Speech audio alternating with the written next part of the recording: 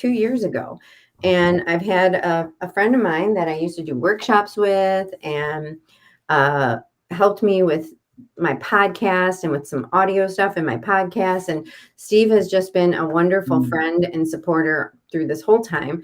But I had taken a break from doing this mindful minute. And I ran into Steve at a workshop, I believe, and he said, "Why aren't you doing those mindful minutes anymore?" And I got the book and I like it and it's great. And what happened? And I just said, you know what? I'll start doing it again. And I did. And we saw each other again. And he has the book. So today, Steve is going to do the reading and share his experience of the reading. And I'm just honored to have you here. So, Steve, if you'll take it away. Okay. Hi, I'm Steve, everybody. Good morning to everyone. It's a great day to be alive. I have a friend who says, best day ever. And I love it when he says it. It's just got a ring to it that, puts my sights on what it can be. What if we put some effort into it. Meditations on Becoming a Buddhist, page 348. As a general rule, I think the religion our parents follow is the most appropriate for us to follow too. In addition, it is not good to follow a religion than to change to another one. Boy, I bet that hits a lot of people growing up with not wanting to go to church, and it was boring. I'm older probably than most of the people here, I hope.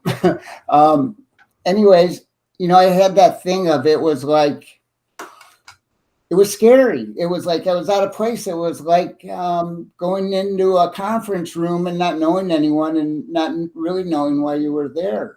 And there were a few times when I would be listening and something would touch my heart. And I would know that there was something going on, but I was young.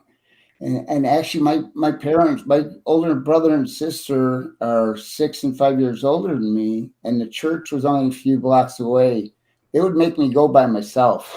And I actually went. That's the weird part. None of my other friends went, but I went. And so my mom had no religion to follow. So this one's sort of a stumper for me. She didn't ever talk about it back then. They didn't, unless you were in a religion, Catholic, Lutheran, whatever, some kind of really formed, especially for that book that they read, for that following that they believe. You just are, you just don't have a good or a bad about it. It's just their thing. It's theirs. And it's just like this reading is ours. And it talks about following our parents, and it's not good to change religions. So what hit me was, what if you don't have a religion? What if you didn't grow up with a religion? I found a higher power myself, thank God that I've been able to live this beautiful life he's given me. I didn't deserve it. I'll be honest with you. The gift of desperation helped clear the path of me asking for help. So when I started to ask for help with a willingness to actually see if something's going to happen, it's like asking for something when I'm not in trouble, the kind of thing like, are you out there? Is there something there? And I would get these little coincidences, and wow, that was sort of weird, and basically that's all it was when I was young, is that something different was there or happening, but I didn't really want to be a part of it. I wanted to be with my friends. And then in a couple of years after that, I didn't have to go to church. And it was just a Bible church. So it wasn't really a religion then either. And, I have lots of friends in religion, actually, that are, their parents were and their grandparents were and all that stuff. And this reading would pertain to them more, I think, a little bit. But at the same time, if you knock on the door and it opens. You walk in, and that's all it is. You walk into an awakening that you're not alone. To not be alone in the life I was living was just amazing. Just like, I don't deserve this. This can't be happening to me. I'm not a good person. I had all those kind of feelings, guilt and shame and stuff. And but I really believe that the Spirit wants good for us. All he cares, whatever the Spirit is, whatever your spirit is, wants something good for us. He wants us to be happy. He wants us to be content. I mean, doesn't mean you don't have to go to work. Doesn't mean life is, just rosy and great all the time. There's no bumps. Your kid doesn't get sick or worse, or things happen in life. But the thing that I have now is when things happen in life, I have somewhere to go. And that's what I do. I ask God for help.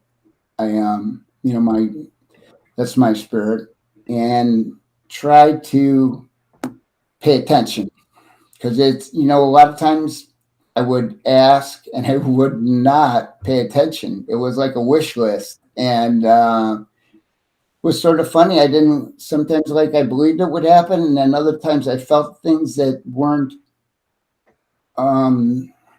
earthly is a good word for it. They weren't earthly, that he let me know that, or the Spirit let me know that he was here with me, and that he would let me know when I was doing good, and it would let me know when I was doing bad, when I started to take back some of my old behaviors. All of a sudden they weren't so bad and things like that. And the whole thing is follow the religion of just trying to have some kind of relationship with something that you feel confident wants the best thing for you.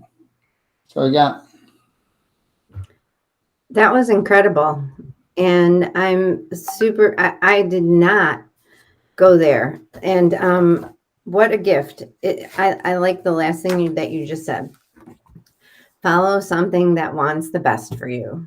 And I think that, there's a quote, this mantra that I've been living by this year, and it's by Rumi. And it's that life is rigged in your favor, and when we allow that spirit to come into us and through us, it's amazing what happens. When I resist everything, then it seems like it's a hot mess. Well, thank you, Steve. Will you come back again tomorrow? Sure, I will. And Okay. Thank you so much for asking me. This is like an honor, and I don't want to pour it on too much, but the things you've done, I admire you so much as a woman. That is just amazing what has happened in these last 3 years of what you've done, and how it started, and the whole history of it. Mark will make a book of. But in reality, it's just like, if you see Vicky, she's laughing, she's smiling, she's not frowning. For me, anyway, when I see her, she's usually pretty light, and that's always good for me. Helps me to be not concentrating on whatever's going on in my head at that time. Well, I thank you. And honestly, Steve, you have helped me. You have no idea. You have been, putting in the comments and sharing and just being there and being honest with me when something is like, oh, that was kind of goofy, Vic. Maybe go back to the other way. So I appreciate you. I hope everybody has a beautiful day. And we will be back again here tomorrow.